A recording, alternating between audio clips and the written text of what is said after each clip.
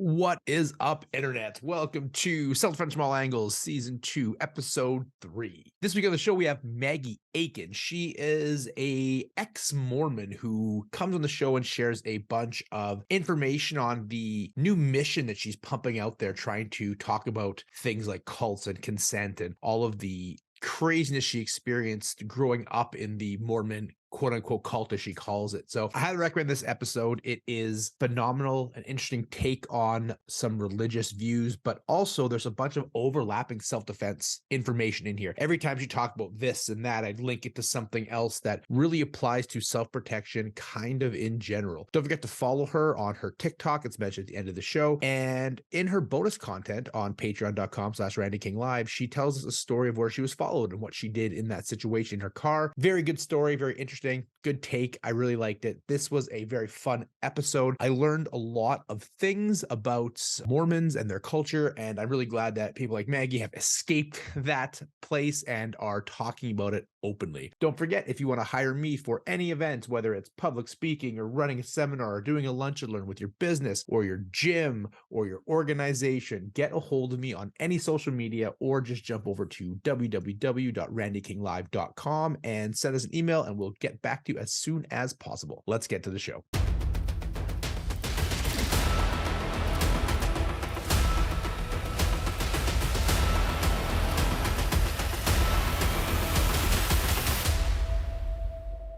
What is up, everyone? Welcome to Self-Defense from All Angles, Season 2. We made it Season 2. Today, I am very excited for our guest. I'm always very excited. I'm an excitable person, but I'm really excited to chat with Maggie today about her experiences and all the things she's been focusing on. So Maggie and I met a while ago, and then I've been following her on TikTok, actually, and TikTok is becoming one of the more populous areas where I'm starting to draw talent from because a lot of people are on there doing short-form content, and Maggie's journey really jumped out to me as something I think we need to talk about more. This kind of links back to the Only God Protects episode of Season 1. And so if you want to check out more stuff on this, you can listen to the episode with Dag from Season 1. But anyways, going forward here, Maggie, why don't you tell the listeners a little bit about yourself? So I am an ex-Mormon. I'm also neurodivergent. I have ADHD, which does kind of play a part in things as well. I left the Mormon Church in 2015, so I've been out about 8 years now. I have a very decent presence on TikTok, kind of going over ex-Mormonism and cults and kind of the thought control and basically learning how to have a life past a cult. Be my main focus today. So straight out the gate here, and you're pretty open about this, you're classifying pretty much Mormonism as a cult. Yes, Yes. And I am. doing the quick math on this, when I first met you, you were in still. I was, yeah. I was actually before I got married too in the church. So life is drastically different since we met. So Yeah, wow. This is gonna be a fascinating episode. I'm so excited. This season has been so cool so far. I'm just super pumped about everyone I'm talking to. So you mentioned that you are neurodivergent. Why does that make a difference in this journey? because I find a lot in Mormonism, they don't really, I guess, validate being neurodivergent. There's a lot of, especially with people who, are more like, I would say, handicapped, severely handicapped. I don't know if that's the right word to use nowadays, but there's a lot of like rumors about like the premortal existence that they like escorted angels to with Satan. There's like a whole like story behind that before we all came to Earth, and that people who were severely handicapped escorted Satan and his angels to his kind of place of living so that they weren't able to come to Earth and gain a body and all that. Very like ableist attitudes and thoughts. So Yeah, yeah, no, very harmful. I can't. So let's just really preface this. I am not by any stretch a religious guy. I got kicked out of Catholic school in grade 5. So like that's as deep as it goes. I know like the pop culture references, but I don't know any depth of this. That story alone just shows like some of the issues there. And like you said, it's very ableist, trying to explain the world, why people are like this and why it's unfair. So all of a sudden they were evil to start off with. It had to be. That's why they're like this. That's such a wild thing. Yeah, they're very much in denial, and I think it's also the way that the past generations were taught to, like boomers. Like when you tell them you have ADHD, it's like, oh no, you don't. You just Yeah. have this, or everybody's a little ADHD, like things like that. I get that. I also have the ADHD, and there's a reason why I work for myself and have not been employed by anybody else in so long, is because I can't do it. I have to work on my own. Right. So You left in 2015. What was the straw that broke the camel's back? What was the reason that got you out of there? Honestly, it was my abusive marriage. I was kind of at a point where I was kind of done with everything, all the bullshit. I'm not gonna lie. I actually started smoking weed during my marriage, which also kind of helped me open my mind a little bit and kind of realizing that the church was all bullshit. And just after that, everything just started to like unfold and untangle. And I realized, like, wow, this is all just a bunch of crock. And Right. the abusive marriage just kind of was just like, hey, we're done with everything. I need to start this new life because this is not the life for me. So number one, good for you. You left literally everything, a marriage and your group. So that's super hard to do. So congratulations to you. Thank you. Was the church okay with the abuse in the marriage? Or was it allowed? Did you have to hide it? What was going on there? They didn't know. It wasn't physical, thank goodness, but there were times when I kind of wish it was because Sure. then I feel like I wouldn't have wasted so much time not knowing that I was being abused. And of course, like he was in denial for a little bit too. But yeah, they didn't know about it. I kept it a secret because, I didn't want him to get all riled up and then just exacerbate the abuse. So, Right. And that's a thing, right? Like you said something kind of interesting, and I think I just want to walk it out because it could be taken the wrong way, and I don't want it right. to be, which is, you kind of wish the abuse was physical. And the reason why I would assume you're saying something like that, I'm not gonna put words in your mouth, but the reason I assume you say something like that is because people can't see mental injuries and you can justify Exactly. like, oh, it wasn't that bad or whatever, right? People are always talking about physical injuries because you can see them, but I know people that have been way more destroyed by a breakup than they ever were a broken arm. But we tend to over prioritize physical injuries as opposed to these emotional or mental injuries, and that's crazy. And most good predators, not to classify your ex-husband in that, but most good predators know that manipulation is easier than physical force, right? Yeah, Yeah. exactly. Especially when you're like in court, they always want proof, right? Well, you Right. can't really Yeah. prove mental, verbal, emotional abuse. So I can't show you that I used to think I was a person and now I don't think I'm a person, right? Like yeah, there's no way to show that in court. exactly. So Then you left the church, and so you did your marriage and you left the church at the same time, kind of in the same area? yeah, yeah. So we separated. I lived on my own for a bit, and then we were officially divorced a year later. Right. So How long were you married for? 2 years. So Right. you leave the church, you leave your husband. I'm assuming your family's in the church as well. So you've effectively said, fucking life redo. We're out. We're rolling the dice, we're changing this shit up. How was that? It was terrifying. Sure. Especially being a woman. The man is always the priesthood holder and the lead of the house. I always had someone taking care of me. And Okay. so going out into the real world, I had no knowledge of what the real world was. And so, yeah, it was terrifying, exciting, but terrifying. Luckily, I did have a couple friends that were very supportive and they did help me move and all that stuff. And I'm to this day, like I'm still learning things about the real world. So it's definitely a long, long path out. I did tell my mom back in 2015. I felt like she was the only person I could talk to. I knew she was going to take it hard that I was leaving the church, but Right. she was the only person I really told. And then she spread the word to the family. So, Family gossip chain is often faster than the internet. It's pretty crazy how quick yep, information goes through. got So that. I really want to pick at this real world versus the experience you had. You mentioned you said precept, the person who's in charge of the house. You were always taken care of. So women have a very secondary role in the church. Yes, we are second class citizens, you could say, Right. in the church. Priesthood holder is always the head. Interesting. That kind of mindset, it almost perpetuates like a victim mentality of if they don't train you to survive on your own, the odds of you leaving to survive on your own become less. And even when people do, they have a lot of trouble with it. Exactly, and that's exactly what the church does. They make leaving as this like big scary thing. Like, where are you going to go? What are you going to do? You'll never find happiness outside of the church. They always like to say wickedness was never happiness. It's a very common quote within the church. So yeah, there's a lot of fear tactics when trying to leave. This is why I think like why the show is called Self-Defense from All Angles is because I want to talk to people who've experienced this kind of stuff. Like there's no self-defense class where it's like, and this is how it's a cult, and here's what you should avoid, right? Like, but these are people, yourself and others are experiencing real physical, emotional, psychological violence in these groups, but it seemed because it's under the umbrella of God, it's allowed or traditional or whatever. So you left. You're on your own. What was like the first holy shit, things are different? Like, what was that first moment? Honestly, like little things like getting a credit card. I had Sure.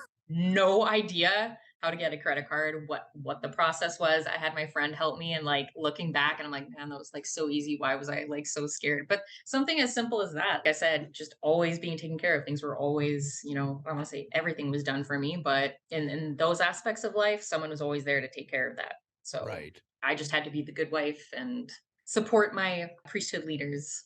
Jeez. All right. So you're out, you're starting to learn how to live on your own. When did you start deciding, speaking out against the church? Honestly, it was probably only like 2 to 3 years ago. So Figured there was like a little bit of a gap of like figuring out who you are, figuring out what a credit card is and how that works, and then getting yeah. to, right, then getting to like, wait a minute, these people fucked me over straight up. They ruined me as an adult. I kind of knew and felt that it was all BS. But Right. then, a couple of years passed and I actually started looking into these things, and I looked at the history and, contradictory statements that were made by the church. And I was like, wow, like it was all like nails in the coffin for me, Yeah. like confirming my decision and that I made the right decision. That's wild. Did you decide to speak out against the church so people like you who left had someone to be supported by?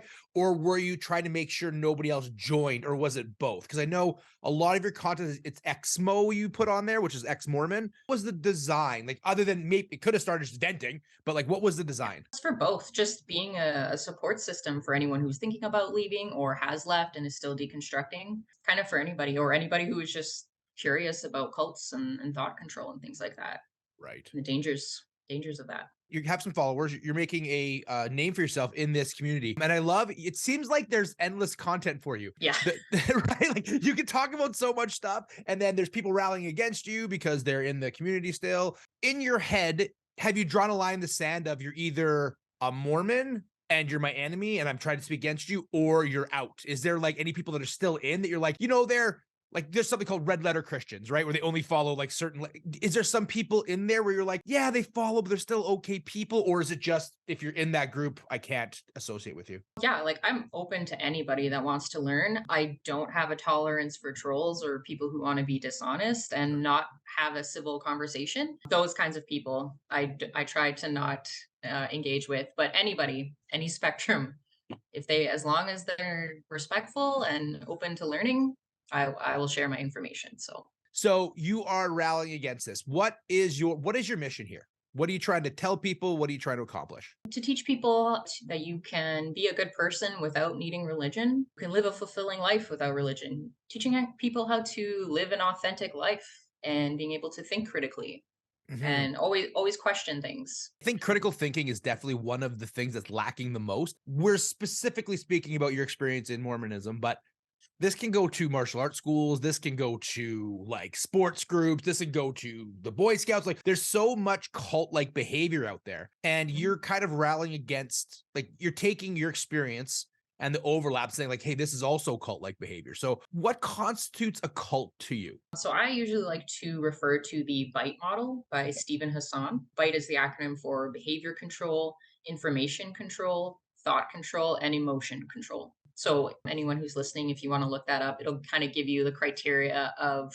what is expected if you're wanting to know if your high demand religion is a cult, whatever system is a cult. Can you walk us through those stages a little bit? Like, Sure.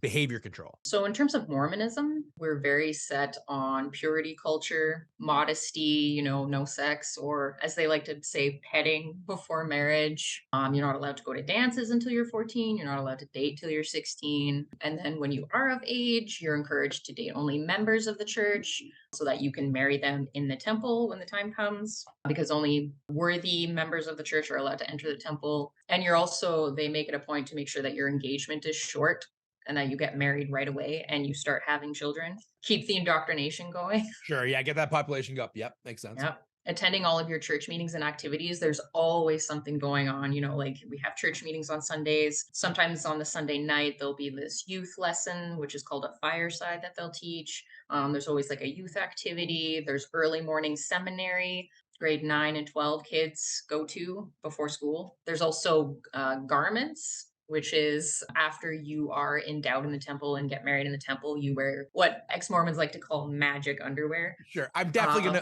gonna want to expand on that for sure later. yeah, for sure. Which is supposed to act as like a protection from evil. Always making sure that you're praying and you're reading your scriptures regularly. There's kind of a diet that you're supposed to stick to, Oh, no really? coffee, no coffee, tea, drugs, alcohol. There is a rule in there that says eat meat sparingly, but honestly, I haven't really seen members stick to that one. There's tithing, which is 10% of your income, and that is kind of held against you when you want to go to the temple, if you want to achieve your highest exaltation, and they expect you to pay it because that's your faith and devotion to God, even if that means that you can't pay your rent or bills. Wow. So it's tithing first, your needs second. Exactly. Yep. Wow. God first, always. Yeah, that's such great examples of behavior control. Mormonism is a relatively newer religion, right? Yeah, early 1800s. Early 1800s, golden tablets, John Adams, that's the stuff. Kind of, yeah. Okay, yeah, kind of, yeah. Because again, I'm not a very religious person, and I brought John mostly so I can learn as well. These are all ways they control, and I think it's important to point out before we move on to the next letter is when we talk self-defense, I always talk about community and how community is so important for self-defense, right? Right. Community can also turn that against you. They can keep you protected from everything, right? And so I want to point out one of the things we talk about in my boundary setting course is your boundaries should dictate your community, not the other way around. So your community should not be telling you how to act, what to do, what to say, what to be. You should really be paying attention as a red flag. Yep. 100%. And I just wanted to add too, Oh yeah, please. with the behavior control, they very much discourage individuality and greatly encourage groupthink. Boys more than girls are extremely pressured into serving a 2-year mission after they graduate high school, which a mission that they have to pay for themselves. Oh, really? Yeah. Huh. And they're usually looked down upon if they return home early, or they're looked down upon if they choose not to serve a mission. I find very interesting. And then, as I mentioned before, when you're married, the husband is the priesthood holder, head of the household. And in many scriptures, you are told that you are to submit to your husband. You can interpret that how you like. Sure. I'm sure people do interpret it how they Yeah. like. But yeah, and then information control. So when there is certain information or material out there that goes against the church will go to many lengths to hide it or suppress it or tell members to turn away from it because it's all quote unquote lies. Like I know when the show Big Love came out, I don't know if you've heard of that show. I have. We were told not to watch it. Only church approved sources, which is funny because in my TikToks, I try to make sure that it's only church approved sources so that they can't say anything, but somehow they always seem to find a way to argue it. So that's kind of like information control. Are you experiencing information control right now with your channel? Are people trying to squish it? Are they trying to Oh, yeah. like, what are you seeing there? Like, what are some of the tactics they're using to try to take away your authority? So actually, I have controversy going on right now about Ooh. Joseph Smith and the way that he translated the golden plates. Joseph Smith, golden plates. Got it. Yes. Yeah, Yeah. So I don't know if you've seen the South Park episode about Mormons, but I they haven't. talk. Okay, well, strongly recommend. So they show Joseph Smith translating through a hat. He puts his face into a hat, and that's how he translates the golden plates. Okay. Now, there are a few obscure quotes that have come out in like random LDS magazines, but it's never been taught in the scriptures. It's never been taught regularly in like Sunday school and church meetings and whatnot. And it's only until like 10 years after the South Park episode that came out that they started being like, okay, yeah, he did do this. And now all of a sudden they're open about it. But I've got so many trolls in the comments being like, that's how it's always been. What are you talking about? See this quote and this quote. But then like 90% of the comments are like, yeah, I didn't find out until South Park. So I think people are just being like dishonest and disingenuous. And I think they knew that it was never regularly taught, but they just tried to like pick and choose things to like make it sound right. I feel like rewriting history is a religious move going back as far as time, right? So Yeah. no, we definitely didn't mean that. Like all the things that happened with all this proof, it was different. Like look at right here. Yeah. Yep. I'm assuming South Park is not on the approved list of consumption for Mormons. Definitely not. There's swearing, there's, sex and drugs and all that. Right. So yeah, big no-no for Mormons. Makes sense. Then we have thought control. T. So obviously no impure thoughts. They have thought stopping techniques. Oh. So if you're having like a negative thought or an impure thought, read your scriptures or sing a hymn or, leave a certain environment if you feel like the spirit has escaped from you. They also like to label other churches as evil or lacking the full truth. In fact, they call the Catholic Church the great whore of the earth. The great whore of the earth. Yep. Damn. That's some like rapper level shade. Yeah. That's pretty good. And then emotional control. So the church has this thing with not being allowed to be angry unless it is a righteous anger, which is a very common trope among Mormons. To ex-Mormons, like, man, ex-Mormons are so angry and bitter, and they can leave the church, but they can't leave it alone. Yet they're the ones harassing us and sending missionaries our way. But I Right. digress. There's this constant fear instilled into members, the consequences of leaving or questioning their leaders, because it can result in your salvation and being sent to outer darkness, which is like worse than hell. Apparently, it's like Oh, below wow. hell. Yeah, so technically that's where I'm going because I've rejected the truth. So Right. So outer darkness for you. yeah. And they also they really try to paint Exmos in a very bad light, like telling them that they've lost the light in their eyes, or that ex-Mormons just want to sin. They think they know the reasons why we leave, not because of the history or because it's actually false, but they Right. come up with all these reasons. Some families will shun or reject their family members after they leave. I find this is more common in Jehovah's Witnesses, but I have heard it happen in Mormon spheres as well. They also have emotion stopping techniques. They have a lot of toxic positivity. Okay. And even when you feel like you're doing the right thing, you're doing everything you can, you're still the one at fault if something is going wrong in your life, because you're obviously not doing something correctly, or you're not reading your scriptures or praying enough, or Right. whatever the excuse is. And they also expect you to confess your sins to your bishop, someone that has received little to no training. It was actually a huge problem within the past 5 or 10 years, where bishops were actually asking minors really inappropriate questions Sure. about that. And we had a gentleman named Sam Young. He was actually excommunicated for standing up for the children that were being asked these inappropriate questions. Wow. Yeah.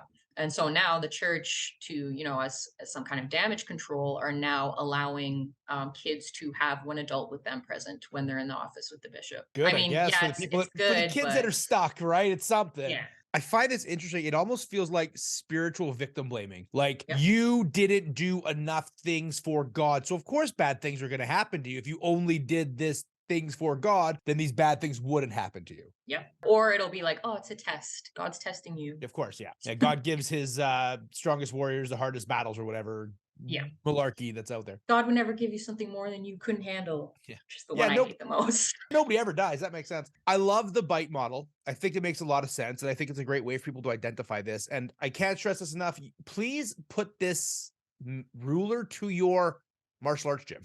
Like if they're making you not train anywhere else, if you're not allowed to go to other seminars, if you're not allowed to do other stuff, if you're not allowed to whatever, these are all cult-like behaviors. If the person who's in charge doesn't let you look up their credentials, like that stuff's bad. Con artists use title and costume more than any other tools to gain respect from people. So dressing up in Japanese pajamas and wearing a black belt will trick a lot of people, unfortunately. Yeah, that's a good point. And I find, like, if your church is true, it shouldn't matter where the member goes. It shouldn't Exactly. matter what information comes up. Don't be so insecure. Right, exactly. You have the truth. Let me go hear the lies and come on back, right? Yeah, Like, exactly. Why are you so threatened? doth protest too much. Exactly. Consent. You talk a lot about consent. You talk a ton Mhm. about it. And I think this is a super important topic because this is where you see generational gaps so much is in levels of consent, what's allowed, what's not allowed, definitions of assault, definitions of abuse, etc. Right? So when we go up to the older generations, because they had it harder, they expect everybody to have to suffer the same way they did, and there doesn't seem to be any improvement. And I know you talk a lot about consent in this, and I'd really like to spend some time here. Let's start with, was consent even an option when you were in the church? Like, was there places it was there, or where did it really stand out that you weren't allowed to make informed consent on your decisions? So, right away, when you're baptized, the church views the 8 years old as the age of accountability. And so you basically have this interview with your bishop to see if you're worthy and ready to be baptized. And you basically sign this contract that says you're going to keep this and this covenant with God. You're going to keep the commandments, endure to the end, all of these things, not realizing that this is like a part of your exaltation and your salvation. You are literally like signing your eternity away Right. at the age of 8, when you still believe in things like Santa Claus and the Tooth Fairy. Yeah. Time to My get them. opinion, you should be making this decision when you're of age, preferably when you're an adult or when Yeah. your brain is developed. But then, of course, people would never join. And I'm like, yeah, that's the point. Yep. So, yeah, like right away, when you first join the church, I don't think it's very informed consent. They tell you, like, yeah, you make these covenants, but they don't say what the consequences are if you don't keep these covenants. Right. And then, of course, when you're married, whole submitting to your husband. My husband wasn't a total dick about it. There were times when he would want it and I didn't, Mhm. and we would get into a lot of fights about it. And so sometimes there would be times when I would just let it happen because I just wanted to stop fighting and I wanted him to shut up about it. Things like that. And it even happened after I left the church because, I was still learning what this real world was. I was just befriending people that would give me the time of day, and I would enter a relationship with someone where more or less the same thing happened because I just wanted to be accepted and Right. liked. And so it really like fucks you up Yeah, throughout your life and after. well, conditioning goes so deep, right? Make it even something less intense, right? Like you can know don't eat your favorite snack because you're overweight, but your conditioning is still going to make you eat that snack, whether you logically think to or not, right? So Yep. when you get it programmed from an age where you believe in Santa Claus and Easter Bunny and all things are feasible at this point in time, right? The world is magical. When it's conditioned then at such a young age and every single person you see is following these rules, at least putting up the appearance of following these rules, it's gonna take a minute to like get to a place where it's okay for you to set up and set those boundaries. And it sounds like from what I'm hearing is most of the work of the church, at least for the women, was degrading boundaries and teaching them they really didn't have any when it came to the church or their husband, etc. Yep. It's what the church believes, what God wants you to do, what the leaders want you to do. Yep. So now you're talking about consent. What areas of consent are you focusing on the most right now? That's something that I'm still like learning and unfolding, but definitely like anticipatory and proactive boundaries I'm kind of learning to establish, Right. especially going through all of these past experiences. Like now I know what I don't want. Sure. Yeah. And so I stay away from those things. And I don't know, feeling, I guess, also trying to learn how to regulate my central nervous system as well has really helped me too. Being Right. like, hey, I don't feel right in this situation. This is probably not the best thing for me. That's one thing I regret in my life is not listening to my gut because my gut has been right probably 95% of the time. I hear that Um, time and time again. Like that's so yeah. two things you said there that we talk about in all the courses. Number one is it's easier to discover your boundaries after they've been violated than before they're violated. When you're like, Yeah. oh, I didn't like that at all. I don't want that to happen again. It's an unfortunate method, but it works. We actually weaponize it in the online course. And then the amount of people, because as you know, I work with a lot of people who've gone through horrible situations and et cetera. I don't just work with martial athletes. The amount of people that have told me if I would have trusted my gut or, oh, I knew this person was bad or, and then bad stuff happens, right? But learn to trust your gut is such a process, especially if you've been conditioned to not trust it because you're wrong and made of sin or whatever, right? Like that's going to be a tough switch. Or when you're an anxious overthinker like me, you're like, is this just my anxiety? Is it my gut? Like Right. Yeah. learning the difference between that too. And that's fair. Yeah, that's a very good point. What do you want people to know? Like what are some of the biggest like things you really want people to know about your journey? I guess kind of takeaways from it would be if you know it's too good to be true, it probably is. Right. And, question everything. Even if people around you, if there's a ton of pressure around you, always go with what you feel and what you think is right. Don't be so trusting. Right. That's my lesson. I think that's super important and a good one, right? Because especially if you grew up in a community like that where it's a little bit isolated, and I mean isolated is in you're not talking to other people, not isolated as in the woods. But when you came from a place where everything was kind of taken care of for you, and then you leave, and we talk about this in another area for like domestic abuse survivors, right? Like you leave domestic abuse as you did, but that person took care of everything, right? Like most of the time, abusers let you have a bank account, they don't let you have a credit card, they don't let you talk to your friends outside of their groups, right? These are all such common predatory tactics, but in your case, they were shielded behind righteousness and God, etc. Right? Yeah, we were doing the right thing. Yeah. But these are the lessons that I think that's why I wanted you on the show so much is these are lessons that overlap to all aspects of personal safety is if you can recognize what the person's trying to control, how they're manipulating you, you can recognize the game, right? Like okay, I'm doing this because I'm isolating you. And the bite model, that's perfect, right? That's a great thing. I think people should take that away from here is right. If you understand, oh, they're controlling my behavior, controlling my thoughts, they're controlling my emotions. Like this isn't good. And that's where we talk about again, boundary setting is so fucking important when it comes to self-protection for these reasons, not for the bar fight, but for the Yeah, yeah. like, oh, you're kind of jumping steps in our relationship and you're not listening to me and you're forced teaming and like just knowing those boundary probes and limits ahead of time is going to prevent so much stuff. In your case, you had no choice. You're born into it. But for others, they might have more time to figure that out. You have been rallying a lot against the Mormon Church specifically. I like how you talked about the tithing, where the money goes. I like that you talked about the dynamics of people in there. What do you think, as an outsider looking in, what do you think would be the most shocking thing to learn about the Mormon Church for somebody who doesn't know about it? Man, there's so much. Maybe just learning a Mormon's ways of manipulation. Like I mentioned before, there's a lot of toxic positivity, and there's always the common like reputation of Mormons, or they're always so nice and like they're always like serving. And it's like, yeah, but there's usually ulterior motives attached to that, especially with missionaries. Like that's literally their job.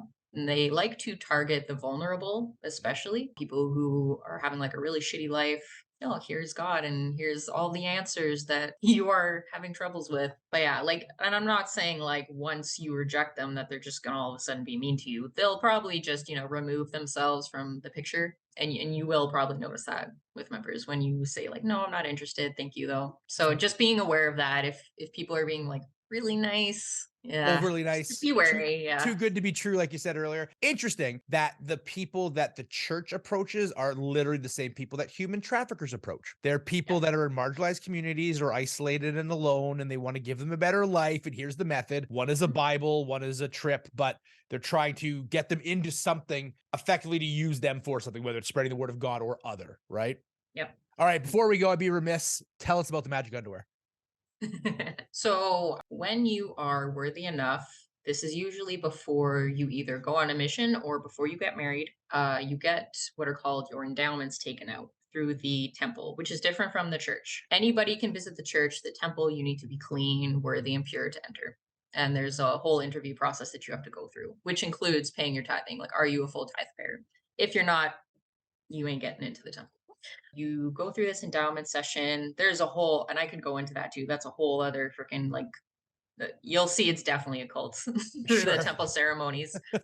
But anyways, when you leave the session, you are now making the covenant to wear these garments for the rest of your life, which also have special significant markings on the nipples and the belly button and on the knees as well. And they're to serve as protection for the external world or Satan or whatever. And you are not allowed to show them off. You have to make sure that you are modest and that your clothes are covering your garment. You can't adjust your garments so that they fit with your short clothes.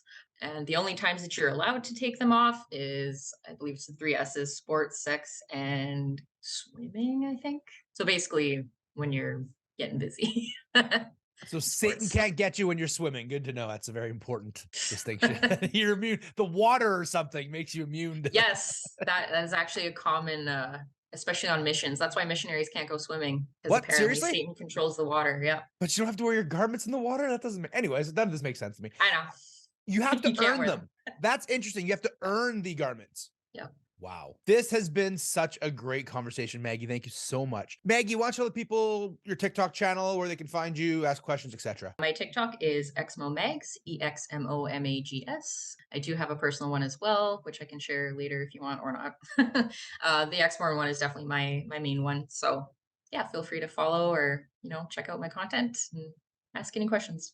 Sounds good. Like I said earlier, I'm a big fan of your TikTok channel. You do very well in very short, quick videos on what's going on. That's kind of the beauty of TikTok. Yeah. My new saying is, if you can't teach it on TikTok, you don't know it. If you can't get enough information in a minute, then you don't really know your subject material. Maggie, thank you so much. As everybody, just love the guests we're having this season. Check out the last one. Next episode, we have on a former drug dealer who is telling us a lot of stuff about the drug trade here in Canada, self-defense issues that he had there. And it's going to be a two-parter because we talked for like 2.5 hours. I was just so fascinated by the conversation. And he seemed to have unlimited time because he's retired now. So look out for that one. We'll have weekly episodes coming out. Don't forget to join both of us over on patreon.com/RandyKingLive for whatever story Maggie's going to share. Thanks, everyone. And we'll hopefully talk to you next week. Thanks.